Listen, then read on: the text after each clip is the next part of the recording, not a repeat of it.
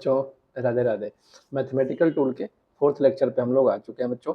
First lecture में हम लोगों ने अलजेब्रा के बारे में बात की थी, सेकंड लेक्चर में हमने ट्रिग्नोमेट्री के बारे में बात की थी और थर्ड लेक्चर में हमने कोऑर्डिनेट ज्योमेट्री और ग्राफ्स के बारे में डिटेल में बात की थी। ठीक है बच्चों, डिस्क्रिप्शन में लिंक है, जिन्होंने नहीं देखा है पहले आप उसे जाइए और देखिए बच्चों। ठीक है, आप ब्रेनकोर का ऐप भी डाउनलोड कर सकते हैं और वहाँ पे भी ये सारी चीज़ें आपको अवेलेबल है बच्चों। ठीक है, इसके जो PDF नोट्स वगैरह हैं वो ऐप में ही आपको मिलेंगे, तो वहीं से आपको जाकर के इसके नोट्स वगैरह अगर एक्सेस करने हैं तो आपको ऐप डाउनलोड करना होगा, डिस्क्रिप्शन में लिंक है, वहीं आपको इसका एक्सेस मिल जाएगा बच्चों। ठीक है, चलिए आगे बढ़ते हैं। आज का 4th लेक्चर है और 4th लेक्चर में आज हम लोग बात करने वाले हैं बच्चों कैलकुलस के बारे में। ठीक है, तो कैलकुलस जो है वो क्या है, थोड़ा सा पहले इसके बारे में पढ़ते हैं हम लोग, देखते हैं क्या है कैसे है। ठीक है बच्चों, चलिए क्या बोला है, calculus is the branch of mathematics studying continuous change and motion.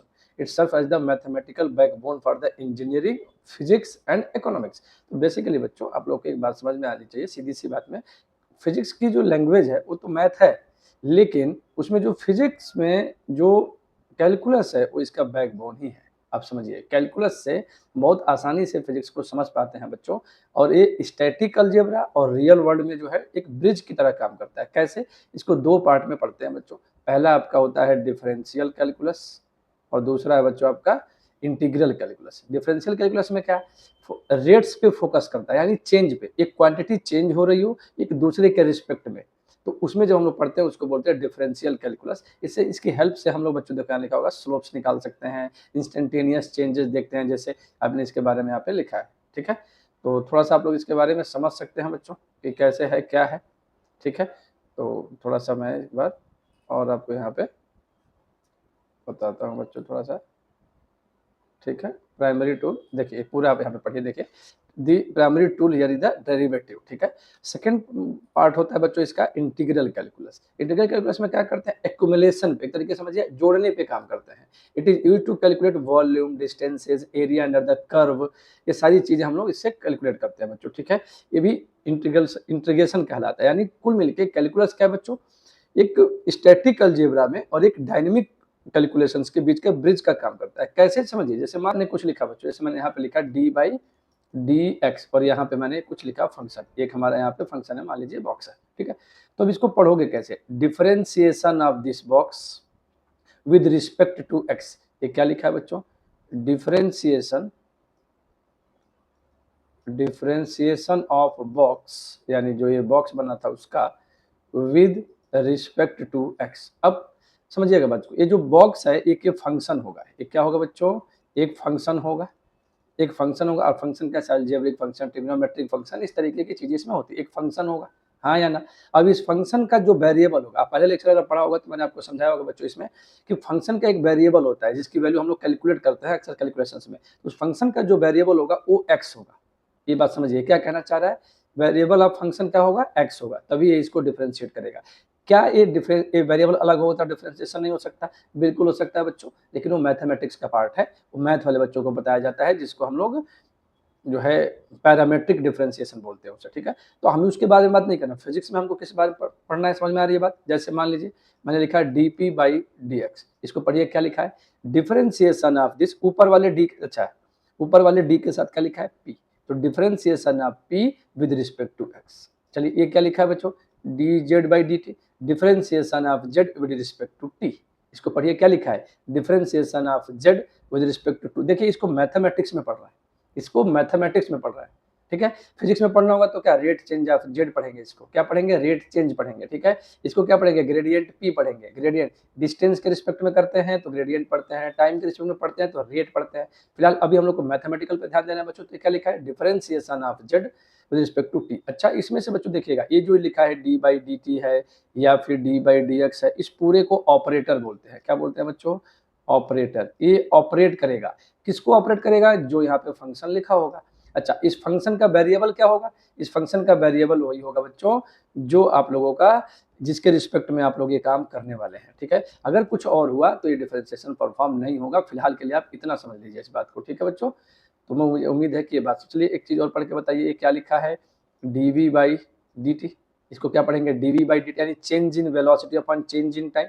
देखिएगा बच्चों, एक बात थोड़ा सा समझिएगा, अगर ये डेल्टा का यूज करते हैं तो इसको चेंज के लिए लगाते हैं। ठीक है, अगर आप डी का यूज करते हैं तो थोड़ा सा स्मॉल चेंज के लिए लगाते हैं। डिफरेंशियल पढ़ते हैं, इसको क्या पढ़ते हैं बच्चों, डिफरेंशियल के लिए पढ़ते हैं।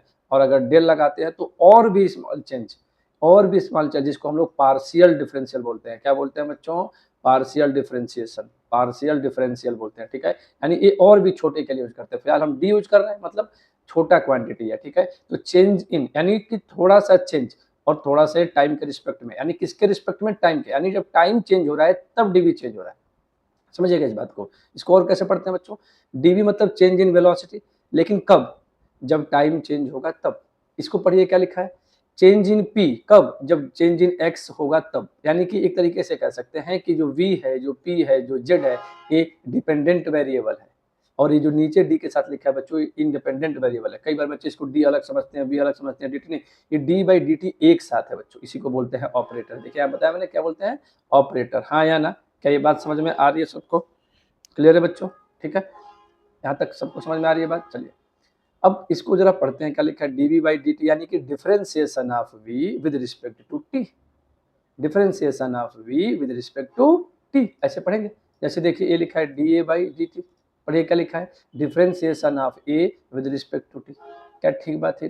ये समझने वाली बात है बच्चों यहाँ पे कि इसको हम लोग डिफरेंशिएशन कैसे पढ़ते हैं, इसको डिफरेंशिएशन को, ठीक है। अच्छा बच्चों, डिफरेंशिएशन को करने के लिए कुछ फार्मूलों की लिस्ट होती है, वो फार्मूले हमको याद रखने हैं पहले, ठीक है। जहाँ भी डिफरेंशिएशन करना है उसको फार्मूले, तो सबसे पहले हम लोग बात करेंगे बच्चों फार्मूलों के बारे में, ठीक है, कि हमारे भैया फार्मूले क्या है, ठीक है। डिफरेंशिएशन का फार्मूला पहला देखिए क्या लिखा है? D by D X of constant. अगर कोई कांस्टेंट है तो उसका डिफरेंशिएशन, इसका डिफरेंशिएशन होता है बच्चों जीरो, ठीक। अभी मैं बताता हूँ कैसे। जैसे अभी रुक जाइएगा, पहले ये वाला फार्मूला देखिए, D by D X of x की पावर एन, यानी कि एन एक्स की पावर एन माइनस वन, ये फार्मूला है बच्चों। तीसरा, अच्छा एक्स की जगह टी भी हो सकता है, कोई फर्क नहीं पड़ता इससे, ठीक है। अच्छा D by D X of E की पावर एक्स, ये होता है बच्चों ई की पावर एक्स। फोर्थ फार्मूला है बच्चों D by D X of A की पावर एक्स, इसका होता है ए की power X log A base E. Clear है? पांचवा फार्मूला देखिएगा बच्चों, D by D X of log X, log X में बेस ई है। अगर आपने शुरू के लेक्चर्स देख लिए होंगे तो वहाँ लॉग के बारे में बताया मैंने कि लॉग का फंक्शन लॉग का बेस होता है, इसका होता है बच्चों one by x. Chhathi property होती है बच्चों, फार्मूला होता है सॉरी, लॉग एक्स बेस ए, ई के अलावा जो बेस है, ई तो नेचुरल लॉग के लिए है, इसका होता है बच्चों one upon x log A base ई। हाँ या ना? D by D X of sine x, इतने आपको जरूरत पड़ेगी बच्चों, ठीक है। इसका होता है बच्चों cos X, D by D X of cos X, इसका होता है बच्चों minus sine X, D by D X of tan X, tan X का होता है बच्चों sec square X, ten D by D X of cot X, इसका होता है बच्चों माइनस कॉसेक स्क्वायर एक्स, ठीक है। अगला देखिएगा D by D X of sec X, इसका होता है बच्चों सेक एक्स टेन एक्स, ठीक। और ट्वेल्थ देखिएगा बच्चों D by D X of cosec X, ये होता है minus cosec X cot X. फिलहाल इतना आप लोग को जरूरत है बच्चों, आपको पढ़ना पड़ेगा इतना, ठीक है, जिसकी जरूरत कभी भी पड़ सकती है। अब इसको ध्यान से समझने की जरूरत है। देखिए ये x की पावर n है, मतलब x एक वेरिएबल होगा। x कैसा होगा बच्चों? एक वेरिएबल होगा। इसकी पावर n क्या है? एक नंबर है, कांस्टेंट होगा, ये रियल नंबर हो सकता है, ठीक है। इसका फार्मूला क्या है? n x की power n minus one, e की पावर x का e की पावर x होता है, a की पावर x का a की power x log a base e होता है। ये फार्मूला आपको याद रखने वाले, ठीक। अब चलिए एक एक फार्मूले को हम डिस्कस करते हैं और देखते हैं बच्चों। देखिए जैसे मान लीजिए फॉर एग्जांपल समझिएगा बच्चों, D by D X of x square, ठीक है। देखिए x की पावर नंबर है तो इसका होता है नंबर इंटू एक्स की power to minus one, power एक कम कर देना है। फार्मूला क्या था? एन एक्स की पावर एन माइनस वन। मान लीजिए बच्चों ऐसा हो D by D T of T square, इसका क्या हो जाएगा? टू यहाँ जाएगा और टी की पावर टू माइनस वन, यानी टू टी हो जाएगा और ये टू एक्स हो जाएगा। बोलिए क्या ये बात समझ में आ रही है? अगला देखिए बच्चों, मान लीजिए D by D T of T की पावर वन बाई टू हो, तो देखिए वन बाई टू टी की power one by two minus one, solve करेंगे तो मिलेगा वन बाई टू टी की power minus one by two. ये समझ में आ पा रही है बात? मैं टी को लेकर इसलिए समझा रहा हूँ बच्चों, क्योंकि बार बार आपको काइनेमेटिक्स में, मैकेनिक्स के पूरे पार्ट में, फिजिक्स में बार बार टाइम के रिस्पेक्ट में ज़्यादा दिखता है बच्चों। इसको रेट भी पढ़ते हैं, याद रखिएगा, ठीक है। तो ये डिफ समझ में आ रहा है। अभी मैंने एक बात बोली कि डी बाई डी टी, मान लीजिए यहाँ टू है, कॉन्स्टेंट है, इसका जीरो होगा। कैसे जीरो होगा ये समझ लीजिए बच्चों। जैसे डी बाई डी टी है, मान लीजिए कांस्टेंट है, टू लिखा हुआ है, तो बताइए क्या वन इंटू टू लिखा हुआ है? कोई दिक्कत है इसमें? अच्छा एक बार बताइएगा, वन बाई डी टी, इस वन को अगर मैं चाहूँ बच्चों तो टी की पावर जीरो लिख सकता हूँ क्या? अभी भी वन है, इंटू टू है, हाँ या ना? चलिए टू तो कांस्टेंट है, बाहर आ जाएगा, और टी की पावर जीरो का करिए तो क्या होगा? अभी एक्स की पावर एन का टी की पावर टू का कैसे किया? जो पावर में है वो मल्टीप्लाई में आ जाएगा और t की पावर 0-1 होगा। अभी 0 से इंटू करोगे तो ओवरऑल क्या हो जाएगा, 0 हो जाएगा। ठीक है, एक एग्जांपल और देखिए बच्चों, मान लीजिए कभी कभी ऐसा आता है कि 4t की पावर 2, इसका करो। देखिएगा बच्चों, अगर वेरिएबल के साथ एक कांस्टेंट होता है तो एक कांस्टेंट बाहर आ जाता है और फिर आप इसको ऐसे लिख सकते हैं t का स्क्वायर। देखिएगा 4 और ये पावर एक मल्टीप्लाई में आ जाएगी और t की पावर 2-1 हो जाएगी, तो देखिएगा 8t हो जाएगा। हाँ या ना, समझ में आ पा रही है बात, क्लियर है बच्चों। चलिए मान लीजिए आपका आ गया d/dt, ठीक है, T square plus 2t plus 7 एक साथ अगर ऐसा आ गया, फिर कैसे करोगे इसको, देखिए सबके साथ इसको ले लो बच्चों, d/dt T square plus d/dt 2t के बराबर प्लस d/dt और यहाँ पे 7 के बराबर। क्या ये क्लियर है बच्चों? चलिए इसका करिए, पावर क्या है 2, तो 2 मल्टीप्लाई में आ गया और एक पावर कम हो जाएगी तो 1 बचेगा, प्लस इसमें से 2 बाहर आ जाएगा और t का बच्चों क्या हो जाएगा 1 इंटू टी की पावर 1-1। पावर कुछ नहीं है तो t की पावर कितनी है, पावर कुछ नहीं है तो t की पावर कितनी है 1 है, हाँ या ना। तो ये कितना बचेगा बच्चों, t की पावर 0, t की पावर 0 मतलब 1, प्लस ये कांस्टेंट है, इसके साथ कोई वेरिएबल है नहीं, इसका क्या हो जाएगा 0, तो ये हो जाएगा 2t और प्लस 2। क्लियर है बच्चों, हाँ या ना। क्या ये जो भी ये फंक्शन दिया था उसका d/dt आ गया इस फंक्शन का, हाँ या ना, कितना आ जाएगा बोलिए, क्या क्लियर है बच्चों? ठीक है, एक बात और समझने की जरूरत है बच्चों, जैसे मान लीजिए कि कई बार ऐसा होता है, जैसे मान लीजिए क्वेश्चन है d/dx अगर मान लीजिए रूट x है बच्चों, तो इसको क्या लिख सकते हो, x की पावर 1/2, d/dx ऑफ x की पावर 1/2। देखो बच्चों क्या आएगा ये 1/2 x की पावर 1/2 माइनस 1, यानी 1/2 इंटू एक्स की पावर -1/2, ये क्या हो जाएगा 1/2 रूट एक्स। ठीक है, अब जरा इस बात को समझने की कोशिश करिए बच्चों, ये क्या बेसिकली कहना क्या चाहता है हमसे। ठीक है, देखिएगा मान लीजिए लिखा है d/dx ऑफ साइन एक्स, ठीक है, तो साइन एक्स ये लिखा हुआ है, इसका आप लोगों को फार्मूला पता है कॉस एक्स। अब आपको इसको ऐसे याद नहीं रखना बच्चों, आपको कैसे याद रखना है, ध्यान रखिएगा। आप हमेशा कैसे याद रखोगे, साइन का डिफरेंशिएशन कॉस होता है, एक्स का नहीं, एक्स आप भूल जाओ, साइन का डिफरेंशिएशन कॉस होता है और एक्स को एज इट इज लिखा है, एज लिखना है, एज इट इज, हाँ या ना, एक्स एज इट इज। अगर यहाँ कुछ और होता तो मैं उसको एज इट इज लिखता, लेकिन देखिएगा बच्चों फंक्शन का वेरिएबल यहाँ पे क्या है, एक्स है, साइन के साथ एंगल वाला वेरिएबल पे क्या है, एक्स है, यानी फंक्शन किस में है, साइन एक्स में, एक्स में फंक्शन है, हाँ या ना, ट्रिग्नोमेट्रिक फंक्शन है, किस में है, एक्स में है, तो इसीलिए डी एक्स लिखा हुआ है, तो इसका डिफरेंशिएशन पॉसिबल है। अगर ये मान लीजिए कि फॉर एग्जाम्पल अगर ये d/dt होता और ये साइन एक्स होता तो इसका कॉस एक्स नहीं होगा। ठीक है, ध्यान रखिएगा बच्चों, अगर आप ऐसा लिख पा रहे हो तो इसका होगा क्या, मैं बता देता हूँ आपको, ये कॉस एक्स dt/dx हो जाएगा, वो एक अलग चीज़ है। ठीक है, dx/dt हो जाएगा, सॉरी ये क्या हो जाएगा बच्चों, dx/dt हो जाएगा, यहाँ पे क्या dx/dt हो जाएगा, पर ये कैसे हुआ क्यों हुआ इसके चक्कर में अभी आप मत पढ़िए, फिजिक्स में इतनी हमको जरूरत नहीं है बच्चों इसकी। ठीक, फिलहाल अभी इतना आपको समझ में आ रहा है, मैथ में बच्चे धीरे समझ जाते हैं। ठीक है, चलिए जब भी आप डिफरेंशिएशन करते हो बच्चों तो इसमें कुछ रूल होती हैं जिसको बोलते हैं, पहला है बच्चों प्रोडक्ट रूल।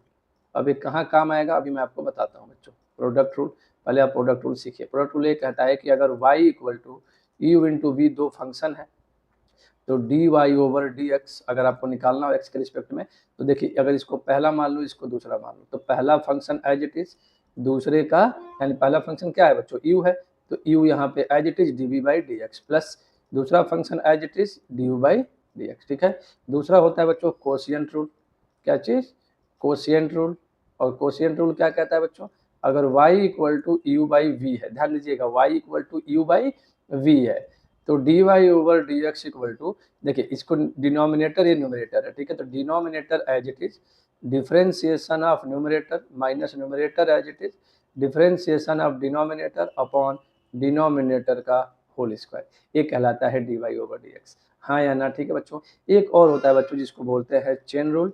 अब ये कोई ऐसा रूल ही नहीं है जो मैं लिख सकूं, इस रूल को लिख नहीं सकते, इसको समझाया जा सकता है, कैसे देखिएगा ध्यान से। ठीक है, जैसे मान लीजिए बच्चों आपके पास आ गया y equal to sine X square.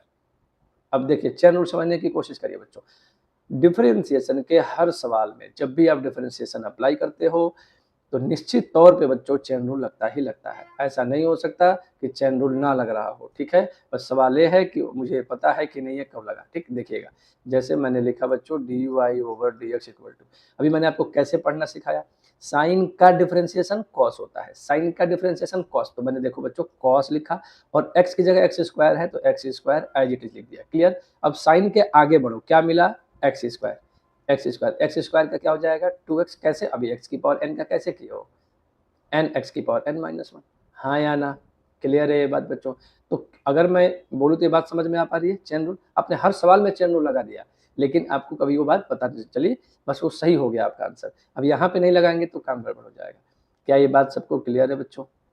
ठीक है, थोड़ा थोड़ा समझा दे रहा हूँ मैं, मतलब फिजिक्स में इतनी जरूरत तो नहीं पड़ती, लेकिन फिर भी बच्चों इतना आपको जरूर बता दे रहा हूँ ताकि आप लोग तो थोड़ा सा कॉन्फिडेंस रहे। बाकी मैथ के लेक्चर जब पढ़ाए जाएंगे तो पहला दूसरा लेक्चर आप कभी ध्यान से देख लीजिएगा, तो आपको बहुत डिटेल में वहाँ पे ये बातें डिस्कस की जाती है। फिजिक्स के लिए इतनी बातें हमको बतानी है जो आपको बताई जा रही है, जितनी जरूरत है उतनी बातें बताई जा रही है बच्चों। ठीक है, चलिए जैसे मान लीजिए अगर ये क्वेश्चन है y equal to sine t और ये साथ में बच्चों टी स्क्वायर। अब देखिएगा ये T square into sine T है बच्चों, तो दो अलग अलग जोन के फंक्शन है, एक अलजेब्रिक पॉलिनोमियल है और ये ट्रिग्नोमेट्रियल है। दो चीजें क्या हो रही है आपस में, मल्टीप्लाई, दो अलग अलग टाइप के फंक्शन क्या हो रहे हैं आपस में, मल्टीप्लाई हो रहा है। तो इसमें क्या लगेगा, प्रोडक्ट रूल। देखिएगा बच्चों d y over d t, ये मैं कैसे डिसाइड कर रहा हूँ कि किसके रिस्पेक्ट में करने हैं, फंक्शन का वेरिएबल क्या है, टी, इसीलिए मैं किसके रिस्पेक्ट में डिफरेंशिएट कर पाऊंगा, टी के रिस्पेक्ट में। क्या किसी और वेरिएबल के रिस्पेक्ट में नहीं कर सकते, बिल्कुल कर सकते हैं बच्चों। फिलहाल अभी के लिए वो बातें हम आपको सिखाना संभव नहीं है, वो मैथमेटिक्स में ही सिखाया जा सकता है। ठीक है, ध्यान दीजिएगा, इसमें मैं इसको फर्स्ट मान लेता हूँ, इसको सेकंड मान लेता हूँ। तो क्या कहता है प्रोडक्ट रूल, पहला वाला as it is d by D T of sine t, हाँ या ना, plus sine t as it is d by D T of T square. क्या ये बात क्लियर है बच्चों?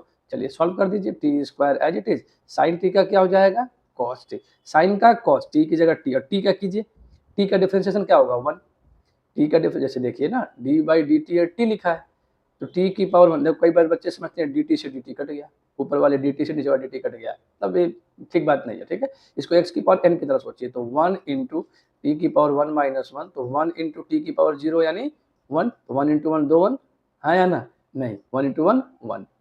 क्लियर है ये बात? तो ये चीज थोड़ा सा ध्यान रखेंगे आप लोग। क्लियर है बच्चों इतनी, हाँ या ना? तो देखिए यहाँ पे भी वही काम किया, टी स्क्वायर साइन टी का cos t plus sine t as it is और टी स्क्वायर का टू टी।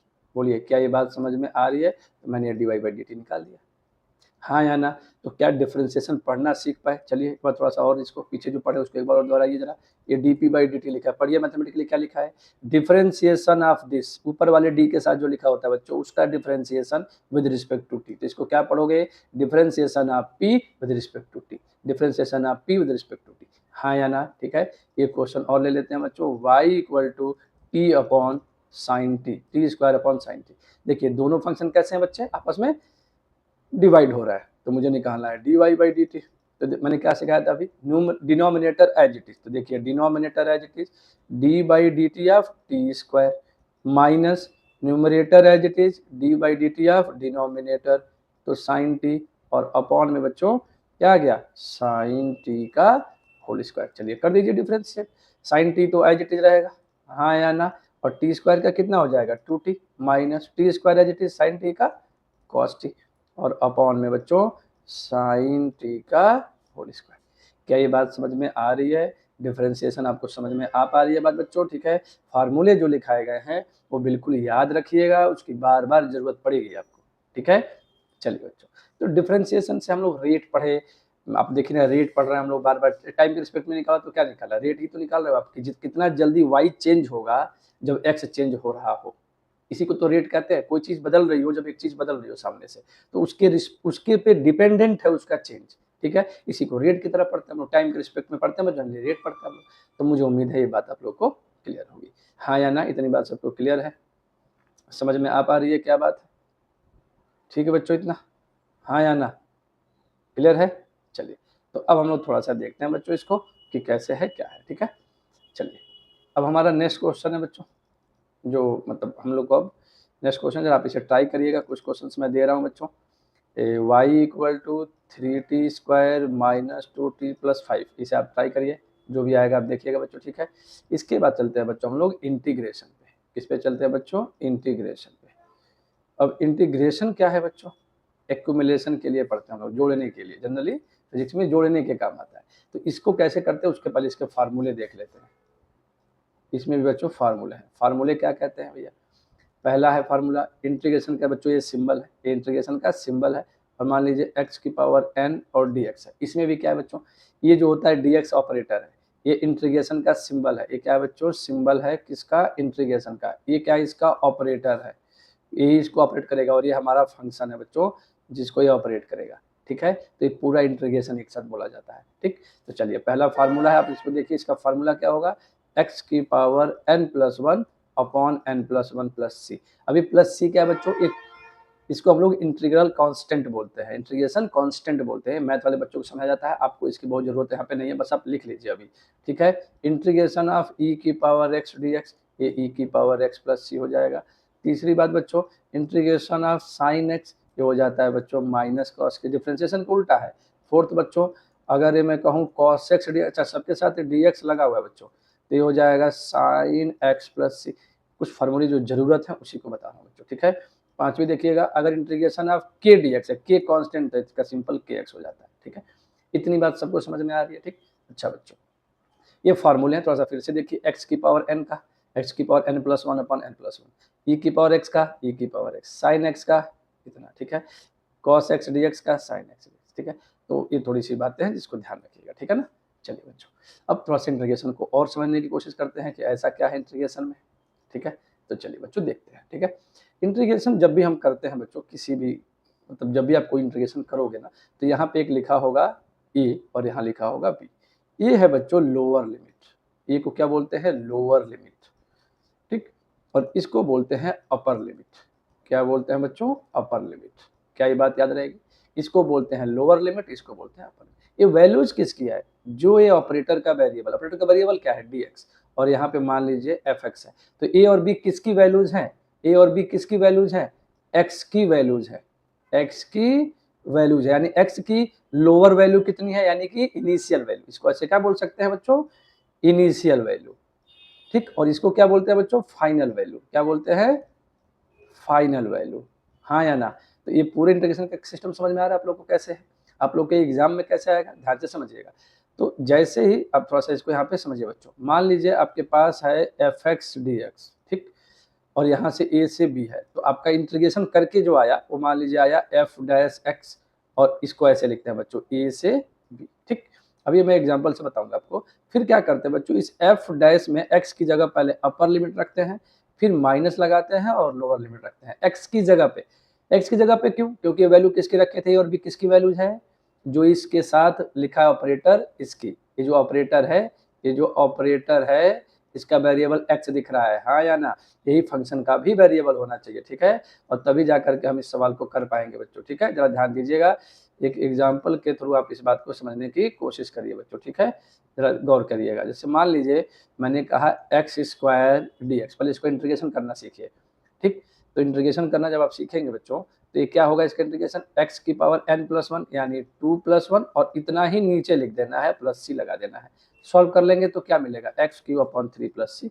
हाँ या ना, ये समझ में आया इंटीग्रेशन में। ठीक है, इंटीग्रेशन क्यों कर रहे हैं, जब छोटे छोटे ऑब्जेक्ट्स होती हैं उनको जोड़ने के लिए। देखिए बच्चों, जोड़ने के दो तरीके हम लोग यूज करते हैं फिजिक्स में। पहला यूज करते हैं सिग्मा, समेशन जिसको बोलते हैं, क्या बोलते हैं बच्चों, सिग्मा। और दूसरा यूज करते हैं इंटीग्रेशन, ये करते हैं डिस्क्रीट वैल्यूज के लिए। किसके लिए बच्चों, डिस्क्रीट वैल्यूज के लिए। और ये किसके लिए, कॉन्टिन्यूअस के लिए। यानी कि जैसे मान लीजिए ये डेल्टा जैसी चीजों को जोड़ने के लिए और ये डी जैसी चीजों के लिए।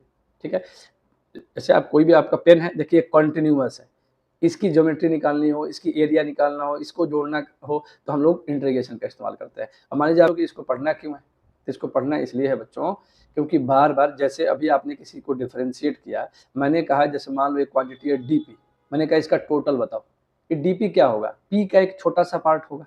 मान लीजिए एक ये रॉड है, गौर करिए बच्चों, अगर एक ये रॉड है और इस रॉड को मैं अगर आपसे ये कहूँ कि इसको ऐड कर, इसको एक छोटा सा इसका पार्ट है बच्चा, इसका एक छोटा सा पार्ट है, जरा ध्यान दीजिएगा बच्चों, एक ये रॉड है और मैंने कहा कि इसका एक छोटा सा पार्ट है, और इस छोटे से पार्ट का इतना जो पार्ट है इसका मुझे पता है बच्चों, इस पार्ट का हमें विड्थ पता है dx। तो सोचिए इतने छोटे छोटे पार्ट्स से dx dx dx मिलके जुड़ के बना होगा ना बच्चों ये बात, हाँ या ना। तो dx dx dx सबको जोड़ने के लिए हम क्या करेंगे, इंटीग्रेशन dx, और मान लीजिए 0 पे है और l पे है तो 0 से l तक जोड़ दीजिए, ठीक, यही इसकी लोअर लिमिट और अपर लिमिट कहलाती है बच्चों, ठीक है। इसलिए इंटीग्रेशन का इस्तेमाल करना है, क्लियर है बात।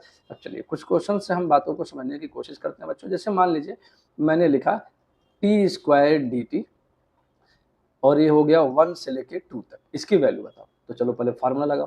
फार्मूला क्या है, x की पावर n, वेरिएबल की पावर कांस्टेंट। x की पावर n को ऐसे समझो बच्चों, किसी वेरिएबल की पावर कांस्टेंट, किसी वेरिएबल की पावर कांस्टेंट, यही डिफरेंशिएशन में भी समझना। x की पावर n का मतलब वेरिएबल की पावर कांस्टेंट, e की पावर x, a की पावर x का मतलब क्या है, a और e क्या है, ये सब कांस्टेंट है, हाँ या ना, इसको ध्यान रखिएगा। तो 1 से 2 t स्क्वायर का मतलब क्या हो गया, t की पावर 2 + 1 अपॉन 2 + 1, ठीक है। अच्छा बच्चों, जब ये लिमिट दिया होता है ना, ये किसकी वैल्यू है, इसी t की वैल्यू है। मैंने पहले बताया ए किसकी वैल्यू दी होती है, t की वैल्यू। ए क्या है, इनिशियल वैल्यू, ए क्या है, फाइनल वैल्यू। चलो इसको सॉल्व कर दो, क्या मिला, t³/3। अब इसको देखो बच्चों ऐसे लिखते हैं, जब भी इंटीग्रेट करना लिमिट दिया हो तो ऐसे करोगे, बड़ा वाला ब्रैकेट लगा के ऐसे लिखोगे। इसमें भी बच्चों ये बड़े वाले ब्रैकेट लगा के ऐसे लिखोगे, हाँ या ना। अब चलो सॉल्व करो। t की जगह पहले अपर लिमिट, यानी कि t की जगह पहले क्या रखोगे, 2 रखोगे। अपर लिमिट क्या है 2, तो t की जगह जहां जहां t होगा वहां 2 रख दो, और जैसे है 2 क्यों हो गया, क्योंकि पावर 3 था, अपॉन 3 माइनस, अब लोअर लिमिट रखो तो 1 की पावर क्यू अपॉन 3 रखो, ठीक है। अब चलो इसको सॉल्व कर दो, तो ये हो जाएगा 8/3, ये हो जाएगा 1/3, ये हो जाएगा 7/3। ऐसे रखते हैं इसको, हाँ या ना, ऐसे ही बच्चों इसको रखा जाता है, क्लियर है ये बात, हाँ कि ना, ठीक है। चलिए तो थोड़ा सा इसको देख, जैसे एक क्वेश्चन ये देखिए आप, मान लीजिए कि आपके पास आ गया बच्चों कि एग्जाम्पल है आपके पास, मान लीजिए मैंने कहा sin x dx और ये हो जाएगा π/6 से π/3 तक। यानी कि अब देखिए, अगर ट्रिग्नोमेट्री वाला लेक्चर आपने देखा होगा सेकंड लेक्चर, तो उसमें मैंने π/6 π/3 ये कहाँ से आया, ये क्या है, ये मैं सब बता रखा हूँ बच्चों, ठीक है। तो देखिए जैसे लिंक है वैसे ही आपको पढ़ाया गया है, ठीक है। वैसे ही आप पहले देखते हुए आइए, पहले अलजेब्रा पढ़ाया गया, फिर ट्रिग्नोमेट्री, फिर कोऑर्डिनेट और फिर कैलकुलस पढ़ाई जा रही है। मैं पहले कैलकुलस नहीं पढ़ा सकता, कैलकुलस ऐसी ब्रांच है बच्चों, पीछे की सारी चीजें आपको पता होनी चाहिए, जब जाके आप कैलकुलस में अच्छा कर पाएंगे, ठीक है। ये तो मैथ के लिए तो बिल्कुल ये बात है, ठीक। चलिए इसको डिफरेंशिएट करते हैं बच्चों, इंटीग्रेट करते हैं, सॉरी। तो साइन एक्स का क्या हो जाएगा, cos x minus cos x होता है, और लिमिट कहाँ से कहाँ तक बच्चों, π/6 से π/3 तक, ठीक है। तो देखिए माइनस कॉस, अपर लिमिट क्या है π/3, तो मैंने π/3 लिखा। माइनस देखिए बच्चों ये फार्मूले का है, इसके साथ जो माइनस लगा है वो लगा ही रहेगा, और ये हो जाएगा π/6। अब इसको सॉल्व करना है आपको। माइनस π/3 मतलब cos 60, cos 60 की वैल्यू 1/2, माइनस माइनस बच्चों देखिए प्लस हो गया, और cos 30 की वैल्यू √3/2। सॉल्व कर देंगे तो √3 - 1/2 इसका आंसर हो जाएगा। समझ में आ रहा है क्या है, लोअर लिमिट मतलब इनिशियल वैल्यू, अपर लिमिट मतलब फाइनल वैल्यू। ये वैल्यू किसकी होती है, जो डी के साथ लिखा होता है, जो डी के साथ लिखा होता है। डी के साथ कौन लिखा होता है, वेरिएबल। किसका वेरिएबल, फंक्शन का वेरिएबल। किसका वेरिएबल, फंक्शन का वेरिएबल, ठीक है। कब इंटीग्रेशन का इस्तेमाल करना है, एक एग्जांपल से आपको समझाता हूँ। जैसे मान लीजिए बच्चों वेलोसिटी है dx/dt, जरा याद करिए वेलोसिटी क्या होती है, dx/dt। मान लीजिए मैंने आपसे पूछा x बताइए, v की वैल्यू दी हुई है, v जैसे मान लीजिए मैंने कहा v = 2t+3 है, v = 2t+3 है, x बताइए जब टाइम 0 हो, t = 0 से t = 2 सेकंड हो रहा हो तब। चलिए बताइए, अब देखिएगा dx/dt = v, v कितना है बच्चों 2t+3। आपसे पूछा क्या है, dx पूछा है, आपसे पूछा क्या बच्चों, dx पूछा है। तो देखिएगा आप dx एक पास रखेंगे और ये 2t+3 एक पास करेंगे और इसके साथ dt ले आएंगे। क्यों, क्योंकि बिना इस ऑपरेटर के इंटीग्रेट नहीं होगा। अब मैंने आपसे क्या बताया, फिजिक्स में बच्चों कभी भी अगर ऐसा दिखे dx dp, यानी इस d के साथ जो लिखा है उसकी वैल्यू अगर कभी भी पूछे, गौर से सुनिएगा इस बात को, क्या बोला जा रहा है बच्चों, d के साथ जो भी लिखा है अगर उसको कभी भी कैलकुलेट करने के लिए कहे डी के साथ ध्यान रखिएगा, तो कभी भी बच्चे हम लोग को क्या करना होगा, इंटीग्रेशन करना होगा। क्या करना होगा, इंटीग्रेशन करना होगा, हाँ या ना, क्या करना होगा, इंटीग्रेशन करना होगा, ठीक है। चलिए तो इसको कैसे इंटीग्रेट करेंगे, चलिए दोनों तरफ इंटीग्रेशन लगा देते हैं बच्चों। जब टाइम 0 था तो डिस्टेंस x 0 रहा होगा, डिस्टेंस x भी कहाँ, पार्टिकल चलना स्टार्ट नहीं किया होगा तो 0 रहा होगा। जब टाइम 2 सेकेंड हो गया तो डिस्टेंस x हो गया। अच्छा dx का इंटीग्रेशन x होता है, जैसे बच्चों क्यों होता है ये भी समझ लीजिए। जैसे dx का इंटीग्रेशन x होगा, dt का इंटीग्रेशन t होगा, dp का इंटीग्रेशन p होगा। क्यों होगा ये, समझिए बात को। जैसे dx में मैं आपको समझाऊँ, बताइए इंटू 1 लिख सकता हूँ कि नहीं है भाई, इंटू इसके साथ 1 है, कोई दिक्कत है, x की पावर 0 करिए इंटीग्रेट। x की पावर 0 का क्या होगा, x की पावर 0 + 1 अपॉन 0 प्लस 1, तो यहाँ से क्या बचेगा x की पावर 1 नीचे 1, हाँ या ना, तो फाइनल आंसर x आ गया। इसीलिए क्या कहते हैं बच्चों, d के साथ जो लिखा होता है अगर इंटीग्रेशन है तो ऐसे करते हैं। मान लीजिए कि अगर लिखा होता 2dt, इसको इंटीग्रेट करो तो देखो 2 बाहर आ जाएगा और dt का इंटीग्रेशन करना, और कांस्टेंट बाहर ले लेते हैं बच्चों, dt का t, का आंसर 2t हो जाएगा। समझ में आ पा रही है बात, ये बात याद रखिएगा, ठीक है। अब चलिए इसका तो x हो गया, समझ में आया कैसे। चलिए इस इंटीग्रेशन को हम लोग बार बार ऐसे करेंगे बच्चों, 2t प्लस फिर से इंटीग्रेट, डिस्ट्रीब्यूटिव लॉ को फॉलो करता है इंटीग्रेशन, ध्यान रखिएगा ये साथ में dt लिखना जरूरी है बच्चों। तो देखिए इसका हो गया 2, गौर कीजिएगा, इसका हो गया 2 और इसका क्या होगा बच्चों, t की पावर कितनी है 1, तो 1 प्लस 1 अपॉन 1 प्लस 1 और फिर इसको ब्रैकेट में लिखेंगे 0 से 2 लिखेंगे, प्लस 3 बाहर हो गया और dt का t होगा कहाँ से कहाँ तक, 0 से 2 तक। क्या ये बात क्लियर हो रही है सबको, हाँ या ना, ठीक है बच्चा इतना। चलिए तो थोड़ा सा और इसमें ध्यान देने वाली बात ये है बच्चे कि क्या करेंगे हम लोग इसमें, देखिए 2 यहाँ पे है और ये देखिए t की पावर 2 अपॉन 2 हो जाएगा, तो t की पावर 2 अपॉन 2 0 से 2 प्लस 3 और t 0 से 2, क्लियर है ये बात, हाँ या ना, ठीक है। चलिए बच्चों इसको थोड़ा सा मैं यहाँ पे सॉल्व कर दे रहा हूँ, देखिएगा। तो ये क्या आया बच्चों हमारा यहाँ से, फिलहाल यहाँ से क्या आया हमारा 2 अपर लिमिट, यानी कि 2 का स्क्वायर बाई 2 माइनस 0, 0 लिमिट है भाई, लोअर लिमिट तो 0 है ना, तो 0 रख दिया, प्लस 3 और ये हो जाएगा 2 माइनस 0, क्योंकि t की जगह upper limit minus lower limit. ये देखिए एक 2 से एक 2 कट गया, 2 इंटू 2 यहाँ से बचा और 3 इंटू 2 यहाँ से बचा, तो 4 प्लस 6 कितना हो जाएगा बच्चों 10। तो इसका आंसर समझ में आया कैसे करते हैं, हाँ या ना, फिर से एक बार देख लीजिए, फिर से एक बार सीखिए बच्चों। कभी भी कोई भी इंटीग्रेशन होगा कैसे करोगे, डिस्ट्रीब्यूटिव लॉ को फॉलो करोगे। जैसे मान लीजिए t प्लस 2 है, इसको मैं इंटीग्रेट करने के लिए कह रहा हूँ dt में ऐसे, तो कैसे करोगे, पहले लिखोगे t dt इंटीग्रेशन, ठीक है, plus 2 dt integration, distributive law को फॉलो कर लोगे, हाँ या ना, ठीक। अब t की पावर कुछ नहीं है तो क्या है 1 है, तो t की power 1 plus 1 upon 1 plus 1 plus 2 बाहर, और dt का भी बताया t क्यों आया, क्योंकि t की पावर 0 लिखा हुआ है। इसको सॉल्व कर दोगे तो क्या मिलेगा, t स्क्वायर प्लस 2 और साथ में 2t, हाँ या ना, क्या ये बात क्लियर है। इंटीग्रेशन की बातें कर पाएंगे आप लोग, समझ में आ रही है बात। इंटीग्रेशन कब करोगे, जब d के साथ कोई क्वांटिटी कैलकुलेट करनी हो तो समझ लो मुझे बच्चों इंटीग्रेशन करना है, ठीक है। देखिए ये 11th के बच्चों को, जो 10th से 11th में आ रहे हैं बच्चे, उनको ध्यान में रख करके मैं इसको बता रहा हूँ बच्चों इस वीडियो को, ठीक है। तो कोई अगर 12th का बच्चा हो या फिर वो देख रहा हो तो उसे लगे भाई ऐसी क्या छोटी छोटी बातें बतानी है बच्चों, 11th के बच्चा आप लोग भूल गए अपने दिन, ठीक है, तो ये चीज़ ध्यान रखनी है, ठीक है। अब चलिए साइन का आपने देख लिया, कॉस का देख लिया आपने, साइन एक्स होता है, साइन का माइनस कॉस होता है, ठीक है। आपके पास कैसे कैसे दिख रहा है बच्चों, देखिए एक्स की पावर n दिख रहा है और ए की पावर x दिख रहा है, ये क्या है, वेरिएबल की पावर कांस्टेंट, कांस्टेंट की पावर वेरिएबल, और आगे चल के कभी दिखेगा x की पावर x, ये डिफरेंशिएशन में दिखता है बच्चों बार बार, ठीक है।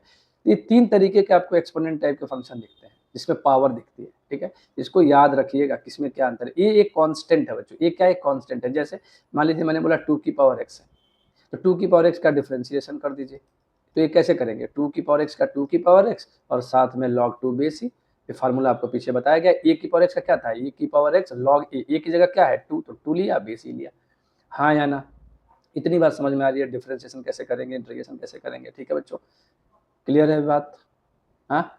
चलिए अब इसके बाद बच्चों ना एक चीज़ होती है maxima and minima, maxima and minima, maxima and minima, बार बार इसके बारे में बात होती है बच्चों, फिजिक्स में जरूरत पड़ जाती है। कैसे, आपको y equal to f x दिया होगा बच्चों, y equal to f x, पहली बात ये क्या होगा, गिवन होगा बच्चों। आप क्या करोगे दूसरे स्टेप में, d y over d x find करिएगा, मतलब एफ डैश एक्स, इस एफ को डिफरेंशिएशन में एफ डैश बोलते हैं बच्चे, एफ डैश एक्स। तीसरे केस में आप क्या करिएगा, put f dash x equal to 0 and find values of x, ठीक है, वैल्यूज ऑफ x, इसी को क्या बोलते हैं बच्चों, क्रिटिकल पॉइंट्स। क्या बोलते हैं बच्चों, क्रिटिकल पॉइंट्स। आगे आके आपको बात में समझ में आ जाएगी क्या बोला जा रहा है, क्रिटिकल पॉइंट्स, ठीक है। फिर फोर्थ स्टेप में बच्चों आप दूसरी बार डिफरेंशिएट करिए d2y by D x square and put values of critical points, critical points, critical point जो भी आया वो पुट करिए। पांचवें में क्या हो सकता है बच्चों, d y over d x s square, या तो पॉजिटिव आएगा, ठीक है, या तो क्या आएगा पॉजिटिव, तो इसमें क्या होगा, y is minimum, y is minimum at that critical point, ठीक है।